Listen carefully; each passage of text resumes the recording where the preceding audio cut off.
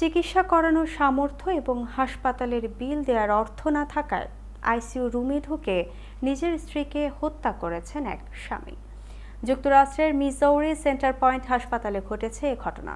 তিনি তার অসুস্থ স্ত্রীকে আইসিইউতে হাসপাতালের বেডে শুয়ে থাকা ডায়ালিসিস চলা অবস্থায় শ্বাসরোধ করে হত্যা করেন।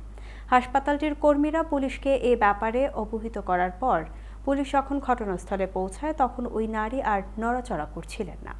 তা সত্ত্বেও তাকে লাইফ সাপোর্টে রাখা হয়, কিন্তু পরবর্তীতে সেটি খুলে দেওয়া হয়। আইনশৃঙ্খলা রক্ষাকারী বাহিনী জানিয়েছে ওই নারীর স্বামীর নাম রনি উইকস। তিনি হাসপাতালের বেডে তাকে শ্বাসরোধ করেন।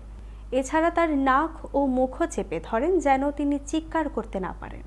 হাসপাতালের কর্মীরা জানিয়েছেন, স্ত্রীকে হত্যার পর ওই পাষণ্ড স্বামী চিৎকার করে বলতে থাকেন তিনি তাকে হত্যা করেছেন, তিনি তার শ্বাসরোধ করেছেন। ওই স্বামী পুলিশের কাছে স্বীকার করেছেন তিনি আর্থিক ও মানসিক দুরবস্থার মধ্য দিয়ে যাচ্ছিলেন, আর এ কারণে স্ত্রীকে হত্যার সিদ্ধান্ত নেন।